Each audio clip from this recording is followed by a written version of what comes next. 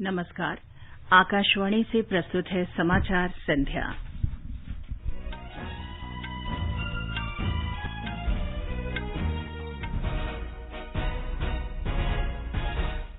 प्रधानमंत्री नरेंद्र मोदी ने पंजाब के अमृतसर में नवीनीकृत जलियांवाला बाग स्मारक राष्ट्र को समर्पित किया।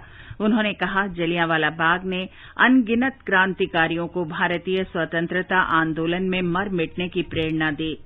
राष्ट्रपति रामनाथ कोविंद ने कहा, आयुष ने लोगों की रोग प्रतिरोधक क्षमता बढ़ाकर कोविड के खिलाफ लड़ाई में महत्वपूर्ण भूमिका निभाई। आयुष मंत्री सर्बानंद सोनोवाल ने पूर्वोत्तर क्षेत्र में राष्ट्रीय आयुष मिशन योजना के अंतर्गत 1000 स्वास्थ्य और आरोग्य केंद्र और 100 आयुष औषधालय खोलने की घोषणा की। एक राष्ट्र एक राशन कार्ड योजना दिल्ली और पश्चिम बंगाल में लागू होने के बाद अब 34 राज्यों और केंद्र शासित प्रदेशों में सफलतापूर्वक काम कर रही है। राष्ट्रव्यापी कोविड रोधी टीकाकरण अभियान के तहत अब तक 62 करोड़ 29 लाख से अधिक टीके लगाए गए। प्रधानमंत्री कल आकाशवाणी से मन की बात कार्यक्रम में लोगों से अपने विचार साझा करेंगे। भाविना पटेल टोक्यो पैरालंपिक खेलों में टेबल टेनिस के महिला सिंगल्स क्लास 4 की फाइनल में पहुंची और क्रिकेट में इंग्लैंड ने लीड्स में तीसरे क्रिकेट टेस्ट मैच में भारत को 1 पारी और 76 रन से हराया। समाचार संध्या में वीरेंद्र कौशिक के साथ मैं चंद्रिका जोशी। देश भर में 18 वर्ष से अधिक आयु वर्ग के लिए सरकारी केंद्रों में निःशुल्क कोविड टीकाकरण अभियान जारी है। युवाओं से आग्रह है कि टीका अवश्य लगवाएं और अन्य लोगों को भी इसके लिए प्रोत्साहित करें। जब तक आवश्यक न हो, घर से बाहर न निकलें और सुरक्षा के 3 सरल उपायों का पालन करें। मास्क लगाएं, 2 गज की सुरक्षित दूरी बनाए रखें, हाथ और चेहरा साफ रखें। कोविड संबंधी जानकारी और मार्गदर्शन के लिए राष्ट्रीय हेल्पलाइन नंबर 011-2397-8046 और 1075 पर संपर्क करें। और अब समाचार विस्तार से। प्रधानमंत्री नरेंद्र मोदी ने आज पंजाब के अमृतसर में जलियांवाला बाग के पुनर्निर्मित परिसर को वीडियो कॉन्फ्रेंस के माध्यम से राष्ट्र को समर्पित किया। उन्होंने स्मारक के निकट विकसित संग्रहालय दीर्घाओं का भी उद्घाटन किया। कार्यक्रम में स्मारक परिसर को विकसित करने के लिए सरकार की ओर से की गई पहलों को भी प्रदर्शित किया गया। प्रधानमंत्री ने पंजाब की पवित्र भूमि को नमन करते हुए जलियांवाला बाग नरसंहार में शहीद हुए लोगों को श्रद्धांजलि अर्पित की।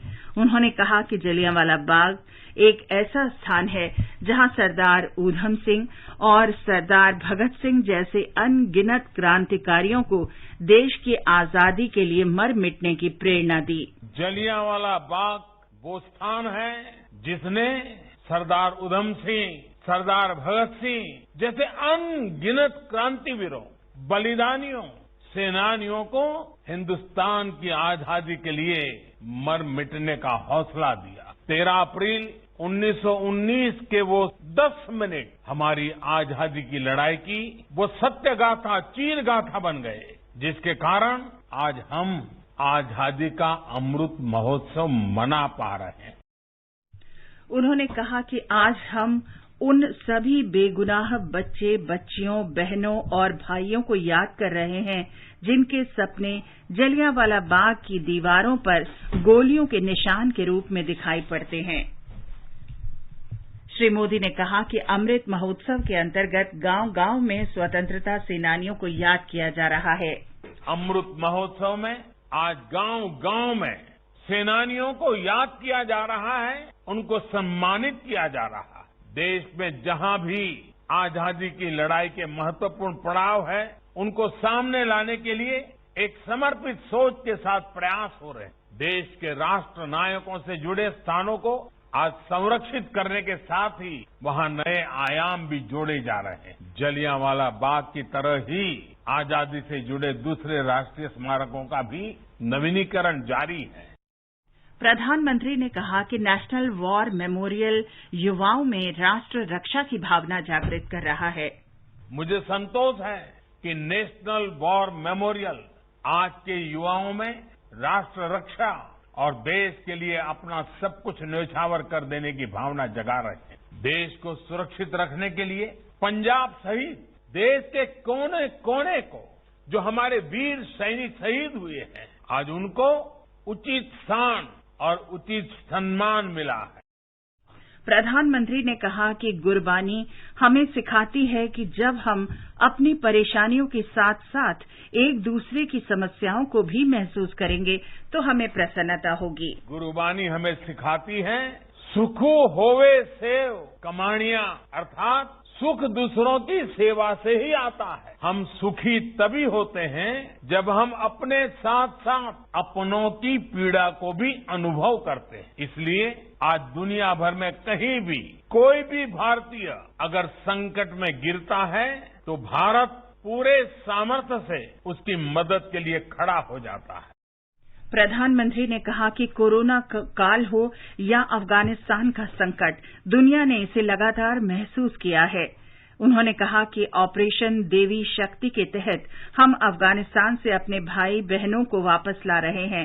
गुरु ग्रंथ साहिब के इस रूप को अफगानिस्तान से बड़े सम्मान के साथ भारत लाया गया। ऑपरेशन देवी शक्ति के तहत अफगानिस्तान से सैकड़ों साथियों को भारत लाया जा रहा है।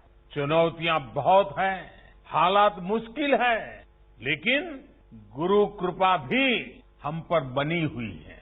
हम लोगों के साथ पवित्र गुरु ग्रंथ साहब के स्वरूप को भी शीर्ष पर रखकर भारत लाए हैं। राष्ट्रपति रामनाथ कोविंद ने कहा है कि कोविड महामारी के दौरान पूरी दुनिया ने भारत की पारंपरिक चिकित्सा पद्धति का लोहा माना है।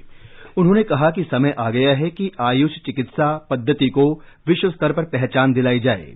उत्तर प्रदेश में खोला जा रहा आयुष विश्वविद्यालय इस काम में बड़ी भूमिका निभाएगा। महायोगी गोरखनाथ आयुष विश्वविद्यालय की स्थापना से आयुष पद्धतियों की शिक्षा एवं लोकप्रियता को और बढ़ावा मिलेगा। लोक जीवन में एक कल्याणकारी कहावत प्रचलित है, कहा जाता है कि पहला सुख निरोगी काया। गोस्वामी तुलसीदास जी ने भी कहा था कि बड़े भाग मानुष तन पावा, सुर दुर्लभ सब ग्रंथई गावा। अर्थात बड़े भाग्य से ही हमें यह मानव जीवन प्राप्त होता है। यह शरीर देवताओं के लिए भी दुर्लभ है, ऐसा सभी ग्रंथों में कहा गया है। ऐसे दुर्लभ मानव शरीर और मन की रक्षा के लिए आयुष विश्वविद्यालय की स्थापना की दिशा में प्रदेश की राज्यपाल श्रीमती आनंदीबेन पटेल और मुख्यमंत्री श्री योगी आदित्यनाथ द्वारा किए गए प्रयासों की मैं सराहना करता हूं। गोरखपुर में आयुष विश्वविद्यालय की आधारशिला रखने के अवसर पर उन्होंने कहा कि सरकार ने भारतीय चिकित्सा पद्धति को बढ़ावा देने के लिए वर्ष 2014 में अलग से आयुष मंत्रालय का गठन किया था। भारत सरकार ने आयुर्वेद, योग एवं प्राकृतिक चिकित्सा, यूनानी, सिद्ध और होम्योपैथिक चिकित्सा पद्धतियों, जिन्हें सामूहिक रूप से आयुष के नाम से जाना जाता है, के विकास के लिए निरंतर प्रयास किए। इन चिकित्सा पद्धतियों की व्यवस्थित शिक्षा और अनुसंधान के लिए भारत सरकार ने वर्ष 2014 में आयुष मंत्रालय का गठन किया। उत्तर प्रदेश सरकार ने भी वर्ष 2017 में आयुष विभाग की स्थापना की और अब राष्ट्रीय स्तर की सुविधाओं से युक्त आयुष विश्वविद्यालय स्थापित किए जाने का सराहनीय निर्णय लिया है। मुझे विश्वास है कि इस विश्वविद्यालय से संबद्ध होकर प्रदेश के आयुष चिकित्सा संस्थान अपने अपने क्षेत्र में बेहतर कार्य कर सकेंगे। राष्ट्रपति ने गोरखपुर में महायोगी गुरु गोरखनाथ आयुष विश्वविद्यालय का उद्घाटन किया। उन्होंने कहा कि नई राष्ट्रीय शिक्षा नीति 2020 में शिक्षा के माध्यम से चरित्र निर्माण पर जोर दिया गया है। राष्ट्रपति ने कहा कि नई राष्ट्रीय शिक्षा नीति का उद्देश्य छात्रों में तर्कसंगतता, करुणा और संवेदनशीलता जैसे नैतिक मूल्यों को बढ़ावा देना है। उन्होंने कहा कि इस नीति से छात्रों को रोजगार मिलने में मदद मिलेगी। आयुष मंत्री सर्बानंद सोनोवाल ने आज गुवाहाटी में पूर्वोत्तर राज्यों में राष्ट्रीय आयुष मिशन योजना के अंतर्गत 1000 नए स्वास्थ्य और आरोग्य केंद्र खोले जाने की घोषणा की। इन केंद्रों का उद्देश्य आयुष चिकित्सा पद्धति पर आधारित समग्र स्वास्थ्य मॉडल प्रदान करना है। देश में कुल 12,500 स्वास्थ्य और आरोग्य केंद्रों का संचालन किया जाना है। श्री सोनोवाल ने पूर्वोत्तर क्षेत्र में राष्ट्रीय आयुष मिशन योजना के तहत 100 आयुष औषधालय भी खोलने की घोषणा की। उन्होंने कहा कि उचित पहल से पूर्वोत्तर राज्यों में आयुष चिकित्सा प्रणाली को मुख्य धारा से जोड़ा जा सकता है। श्री सोनोवाल ने 70 करोड़ रुपए के केंद्रीय आवंटन के साथ असम के ग्वालपाड़ा जिले में दुधनोई में एक नया आयुर्वेदिक कॉलेज बनाने की भी घोषणा की। सरकार ने कहा है कि one nation one ration card योजना अब दिल्ली और पश्चिम बंगाल में लागू हो गई है। इसके साथ ही अब ये योजना राष्ट्रीय खाद्य सुरक्षा अधिनियम के तहत लगभग 75 करोड़ लाभार्थियों को कवर करते हुए 34 राज्यों और केंद्र शासित प्रदेशों में लागू हो चुकी है। उपभोक्ता मामले, खाद्य और सार्वजनिक वितरण मंत्रालय ने कहा है कि शेष 2 राज्यों असम और छत्तीसगढ़ को अगले कुछ महीनों में इस योजना के तहत लाया जाएगा। देश में अब तक 62 करोड़ 29 लाख से अधिक कोविड रोधी टीके लगाए जा चुके हैं। कल 1 करोड़ 3 लाख से अधिक टीके लगाए गए। स्वास्थ्य मंत्रालय ने बताया है कि देश में कोविड संक्रमण से स्वस्थ होने की दर 97.56% हो गई है। कल 46,000 से अधिक कोविड के नए मरीज सामने आए और 31,000 से अधिक लोग स्वस्थ हुए हैं। गृह मंत्रालय ने कहा है कि कोविड संबंधी उपाय अगले महीने के आखिर तक लागू रहेंगे। राज्यों और केंद्र शासित प्रदेशों को भेजे पत्र में गृह सचिव अजय भल्ला ने कोविड के नियंत्रण और प्रबंधन संबंधी आवश्यक उपाय के लिए जिला और स्थानीय अधिकारियों को कड़े निर्देश जारी करने को कहा है। गृह मंत्रालय ने कहा है कि कुछ राज्यों में कुछ स्थानों पर वायरस के प्रसार को छोड़कर पूरे देश में कुल मिलाकर महामारी की स्थिति अब नियंत्रण में है। हालांकि कुछ जिलों में सक्रिय मामलों की कुल संख्या और संक्रमण की उच्च दर चिंता का विषय बनी हुई है। मंत्रालय ने बताया कि संक्रमण की उच्च दर वाले राज्य और केंद्र शासित प्रदेशों को वायरस के प्रसार को कारगर तरीके से काबू में करने के लिए पहले से ही उपाय करने चाहिए। रक्षा मंत्री राजनाथ सिंह ने चेन्नई बंदरगाह पर आधुनिक भारतीय तटरक्षक पोत विग्रह का जलावतरण किया। उन्होंने कहा कि विग्रह का जलावतरण तट रक्षा के क्षेत्र में हमारी महत्वपूर्ण प्रगति और रक्षा क्षेत्र में हमारी बढ़ती आत्मनिर्भरता को दर्शाता है।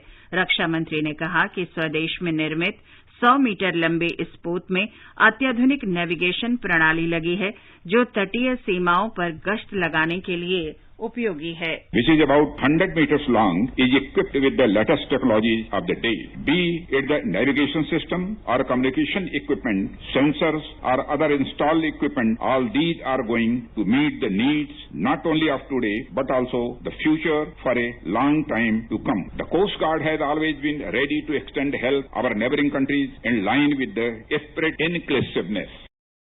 यह पोत समुद्र में गश्ती जहाजों की श्रृंखला में 7वां है और यह आंध्र प्रदेश में विशाखापत्तनम में रहेगा। ये समाचार हमारी वेबसाइट newzoneair.com/hindi और हमारे mobile app news on AIR पर भी उपलब्ध हैं।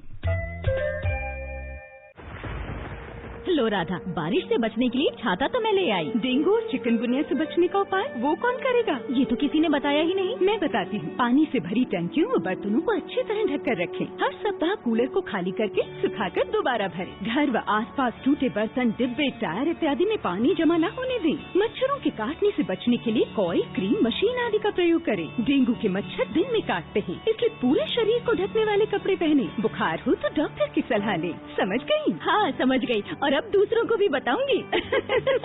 ये कुछ आसान उपाय अपनाएं, डेंगू चिकनगुनिया को दूर भगाएं। स्वास्थ्य एवं परिवार कल्याण मंत्रालय, भारत सरकार द्वारा जनहित में जारी। समाचार संध्या में आपका फिर स्वागत है। आगे बढ़ने से पहले मुख्य समाचारों पर एक नजर। प्रधानमंत्री नरेंद्र मोदी ने पंजाब के अमृतसर में नवीनीकृत जलियांवाला बाग स्मारक राष्ट्र को समर्पित किया। उन्होंने कहा, जलियांवाला बाग ने अनगिनत क्रांतिकारियों को भारतीय स्वतंत्रता आंदोलन में मर मिटने की प्रेरणा दी। राष्ट्रपति रामनाथ कोविंद ने कहा कि लोगों की रोग प्रतिरोधक क्षमता बढ़ाकर आयुष ने कोविड के खिलाफ लड़ाई में महत्वपूर्ण भूमिका निभाई। आयुष मंत्री सर्बानंद सोनोवाल ने पूर्वोत्तर क्षेत्र में राष्ट्रीय आयुष मिशन योजना के तहत 1000 स्वास्थ्य और आरोग्य केंद्र और 100 आयुष औषधालय खोलने की घोषणा की।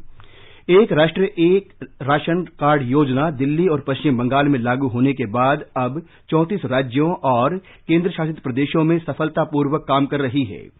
राष्ट्रीय व्यापी कोविड रोधी टीकाकरण अभियान के तहत अब तक 62 करोड़ 29 लाख से अधिक टीके लगाए गए। प्रधानमंत्री कल आकाशवाणी से मन की बात कार्यक्रम में लोगों से अपने विचार साझा करेंगे। भाविना पटेल टोक्यो पैरालंपिक खेलों में टेबल टेनिस के महिला सिंगल्स क्लास 4 के फाइनल में पहुंची। और क्रिकेट में इंग्लैंड ने लीड्स में तीसरे क्रिकेट टेस्ट मैच में भारत को 1 पारी और 76 रन से हराया। चलो मिलकर एक शुरुआत करें, चलो एक फैसला आज करें, मास्क नहीं तो टोकेंगे, कोरोना को रोकेंगे, चलो एक इरादा करते हैं, चलो कुछ वादा करते हैं, मास्क नहीं तो टोकेंगे, कोरोना को रोकेंगे। केंद्र सरकार के प्रमुख वित्तीय समावेशन कार्यक्रम प्रधानमंत्री जनधन योजना के आज 7 वर्ष पूरा हो रहे हैं। ये योजना देश में सभी लोगों को बैंकिंग सुविधाओं के दायरे में लाने के उद्देश्य से 2014 में आज ही के दिन शुरू की गई थी। इस अवसर पर प्रधानमंत्री नरेंद्र मोदी ने योजना को सफल बनाने के लिए काम करने वाले सभी लोगों के अथक प्रयासों की सराहना करते हुए कहा कि उनके प्रयासों ने देशवासियों को बेहतर जीवन व्यतीत करना सुनिश्चित किया। श्री मोदी ने कहा कि इस योजना से अनगिनत देशवासियों के लिए वित्तीय समावेशन और गरिमापूर्ण जीवन के साथ साथ सशक्तिकरण सुनिश्चित हुआ है। वित्त मंत्री निर्मला सीतारमण ने कहा कि प्रधानमंत्री जनधन योजना का उद्देश्य हर गरीब व्यक्ति के पास एक बैंक खाता और एक रुपे कार्ड उपलब्ध कराना था। उन्होंने कहा कि प्रत्येक 100 जनधन खातों में से 55 महिलाओं के पास है। इस योजना की मुख्य लाभार्थी महिलाएं हैं और वो ही इसका अधिकतम लाभ उठा रही हैं। आकाशवाणी का समाचार सेवा प्रभाग प्रधानमंत्री जनधन योजना के 7 वर्ष संपन्न होने पर आज एक विशेष कार्यक्रम प्रसारित करेगा। ये कार्यक्रम रात 9:30 बजे से FM गोल्ड चैनल और अतिरिक्त मीटरों पर सुना जा सकता है। प्रधानमंत्री नरेंद्र मोदी कल सुबह 11 बजे आकाशवाणी से मन की बात कार्यक्रम में देश विदेश के लोगों से अपने विचार साझा करेंगे। ये मासिक रेडियो कार्यक्रम की 80वीं कड़ी होगी। इसे आकाशवाणी और दूरदर्शन नेटवर्क तथा आकाशवाणी समाचार वेबसाइट www.newsonair.com और news on AIR mobile app पर प्रसारित किया जाएगा। आकाशवाणी के YouTube चैनल, दूरदर्शन समाचार, प्रधानमंत्री कार्यालय और सूचना एवं प्रसारण मंत्रालय से इस कार्यक्रम का लाइव स्ट्रीम किया जाएगा। केंद्रीय ऊर्जा मंत्री आर.के. सिंह ने लोगों से देश की स्वतंत्रता के लिए अपने प्राणों की आहुति देने वाले स्वतंत्रता सेनानियों से प्रेरणा लेने का आह्वान किया है। बिहार के आरा में आजादी का अमृत महोत्सव के अवसर पर फोटो प्रदर्शनी का उद्घाटन के बाद श्री सिंह ने कहा, भारत को महाशक्ति बनाना है और इसके लिए लोगों के सहयोग की आवश्यकता है। अल्पसंख्यक मामलों के मंत्री मुख्तार अब्बास नकवी ने कहा है कि आजादी के पिछले 75 वर्षों में देश ने बहुत सारी चुनौतियों और संघर्षों को देखा है, लेकिन पिछले साल देश और दुनिया के सामने सबसे बड़ी चुनौती कोरोना महामारी रही है। श्री नकवी अमृत महोत्सव के तहत अल्पसंख्यक मामलों के मंत्रालय की ओर से आज नई दिल्ली में आयोजित मेरा वतन मेरा चमन मुशायरे के अवसर पर बोल रहे थे। आजादी के अमृत महोत्सव के हिस्से के रूप में सूचना और प्रसारण मंत्रालय 23 से 29 अगस्त तक विशेष सप्ताह मना रहा है। आइए अब सुनते हैं आकाशवाणी की विशेष प्रस्तुति आजादी का सफर। आजादी का अमृत महोत्सव।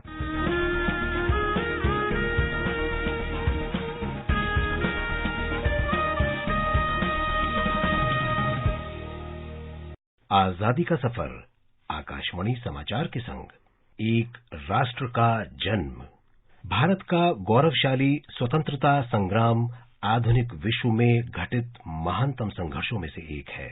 आकाशवाणी समाचार आपके लिए प्रतिदिन इस संघर्ष की एक झलक पेश कर रहा है। आज की कड़ी में हम आपके लिए गुजरात के एक महान स्वतंत्रता सेनानी और समाज सुधारक झावेर चंद मेघानी की कहानी लेकर आए हैं।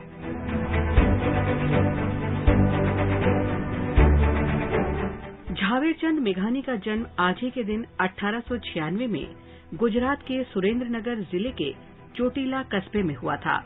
अल्पायु से ही उनकी रुचि साहित्य में थी।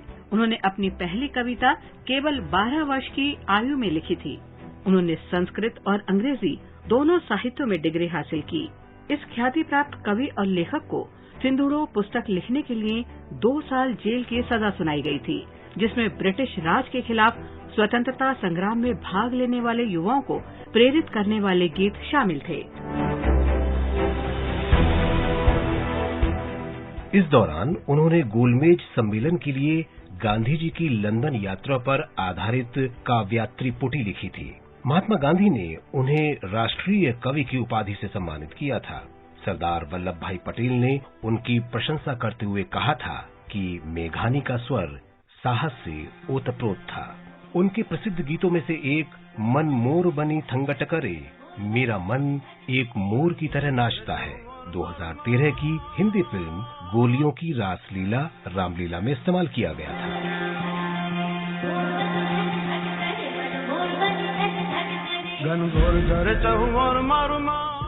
मेघानी ने 100 से अधिक पुस्तकें लिखी हैं। उनकी पहली पुस्तक कुर्बानी नी कथा यानी शहादत की कहानियां शीर्षक से रविंद्रनाथ टैगोर की कोथा ओ काहिनी का अनुवाद थी, जो पहली बार 1922 में प्रकाशित हुई। वो जन्मभूमि समूह के फूलचाप समाचार पत्र के संपादक भी थे, जो आज तक राजकोट से प्रकाशित किया जा रहा है। इसी दिन 1928 में सर्वदलीय सम्मेलन के लखनऊ अधिवेशन में नेहरू समिति की रिपोर्ट या नेहरू रिपोर्ट प्रस्तुत की गई थी। संविधान का मसौदा तैयार करने के लिए जवाहरलाल नेहरू के साथ मोतीलाल नेहरू की अध्यक्षता में एक समिति का गठन किया गया था। जब 1928 में साइमन कमीशन भारत आया तो भारतीयों ने, विशेष रूप से भारतीय राष्ट्रीय कांग्रेस ने उसका जोरदार विरोध किया था। कारण ये था कि कमीशन में एक भी भारतीय को शामिल नहीं किया गया था। इसलिए भारत के लिए ब्रिटेन के सेक्रेटरी ऑफ स्टेट लॉर्ड बिरकेनहेड ने भारतीय नेताओं को भारत के लिए संविधान का मसौदा तैयार करने की चुनौती दी।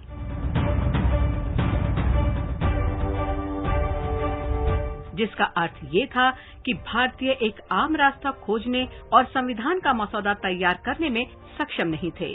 राजनीतिक नेताओं ने इस चुनौती को स्वीकार किया और एक सर्वदलीय सम्मेलन आयोजित किया गया और एक समिति नियुक्त की गई, जिसे संविधान का मसौदा तैयार करने का काम सौंपा गया। नेहरू रिपोर्ट का प्राथमिक उद्देश्य ब्रिटिश राष्ट्रमंडल के भीतर भारत को डोमिनियन का दर्जा देना था।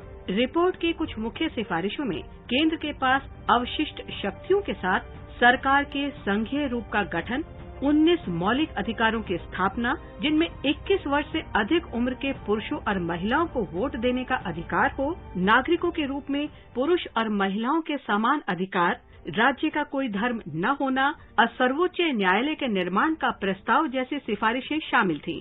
वास्तव में नेहरू रिपोर्ट भारतीयों द्वारा भारत के संविधान का मसौदा तैयार करने का पहला बड़ा प्रयास था। आज मणिपुर के महान स्वतंत्रता सेनानी चेंगजापाओ डोंगेल की पुण्यतिथि है, जिन्हें चेंगजापाओ कुकी के नाम से जाना जाता है।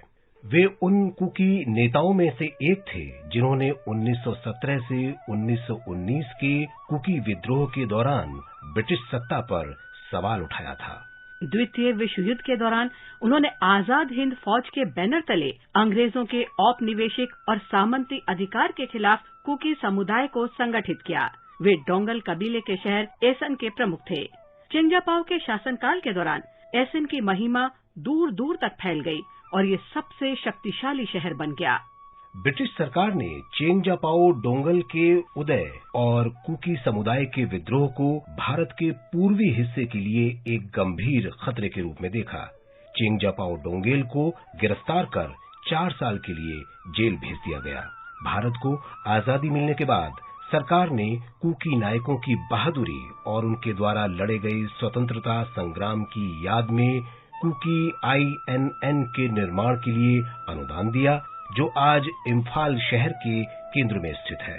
भारत के स्वतंत्रता संग्राम के इतिहास में चेंगजापाओ डोंगल का नाम सम्मान और श्रद्धा के साथ लिया जाता रहेगा। और अब आकाशवाणी समाचार के साथ आजादी के सफर की ये कड़ी यहीं संपन्न होती है। कल फिर मिलेंगे अगली कड़ी के साथ।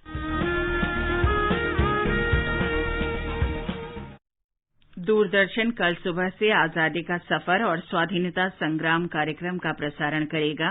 गीत और नाटक प्रभाग आज देश भर में 100 कार्यक्रमों का आयोजन कर रहा है।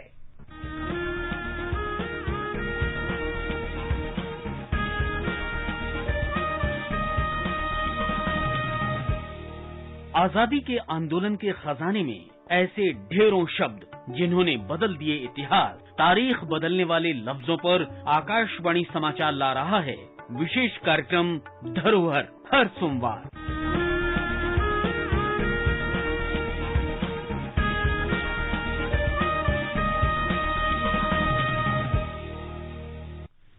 टोक्यो पैरालंपिक खबरों के साथ हैं खेल डेस्क से नवीन सक्सेना। टोक्यो पैरालंपिक खेलों में टेबल टेनिस के महिला सिंगल्स में भाविनाबेन हसमुखभाई पटेल ने फाइनल में पहुंचकर इतिहास रच दिया है। महिला सिंगल्स क्लास 4 के सेमीफाइनल में भाविनाबेन ने विश्व की तीसरे नंबर की खिलाड़ी चीन की झांग मियाओ को हराकर भारत के लिए पदक पक्का किया। भारत की ओर से पैरालंपिक इतिहास में टेबल टेनिस स्पर्धा के फाइनल में पहुंचने वाली भाविना पहली खिलाड़ी है। कल फाइनल में भाविनाबेन का मुकाबला चीन की यिंग झाओ से होगा। प्रधानमंत्री नरेंद्र मोदी ने भाविना को बधाई दी है। तीरंदाजी में पुरुषों के व्यक्तिगत कंपाउंड ओपन में Rakesh Kumar pre quarter final में पहुंच गए हैं, जबकि श्याम सुंदर स्वामी को हार का सामना करना पड़ा। एथलेटिक्स में पुरुषों के F57 भाला फेंक प्रतियोगिता के फाइनल में रंजीत भाटी की चुनौती समाप्त हो गई है। फाइनल में उन्होंने लगातार 6 फाउल किए।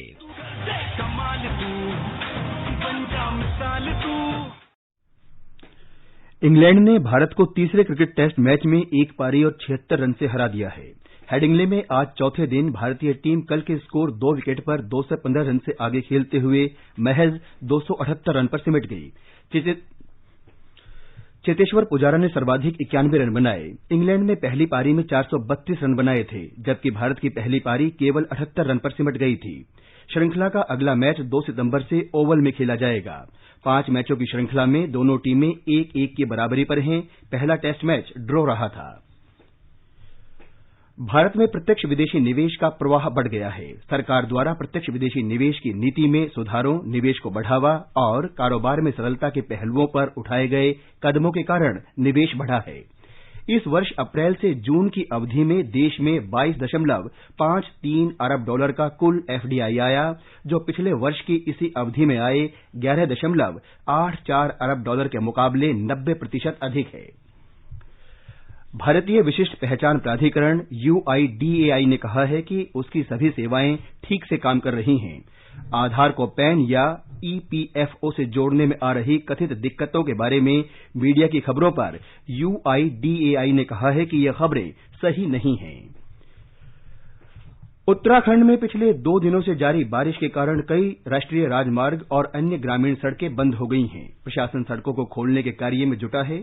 चंपावत जिले में राष्ट्रीय राजमार्ग 9 आज 5वें दिन भी बंद रहा। मौसम विभाग ने अगले 2 दिनों के दौरान राज्य के कई जिलों में तेज बारिश का अलर्ट जारी किया है।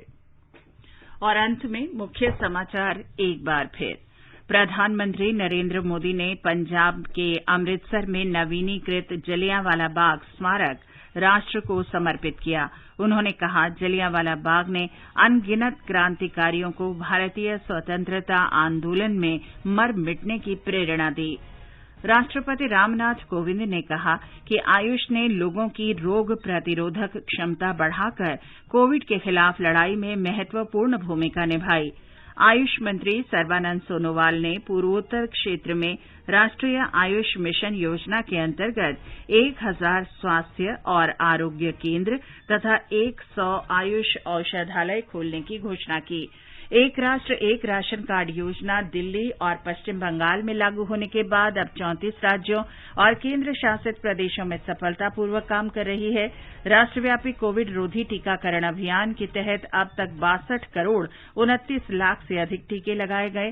प्रधानमंत्री कल आकाशवाणी से मन की बात कार्यक्रम में लोगों से अपने विचार साझा करेंगे। भाविना पटेल टोक्यो पैरालंपिक खेलों में टेबल टेनिस के महिला सिंगल्स क्लास 4 के फाइनल में पहुंची और क्रिकेट में इंग्लैंड ने लीड्स में तीसरे क्रिकेट टेस्ट मैच में भारत को 1 पारी और 76 रन से हराया। इसके साथ ही समाचार संध्या का ये अंक समाप्त हुआ। नमस्कार।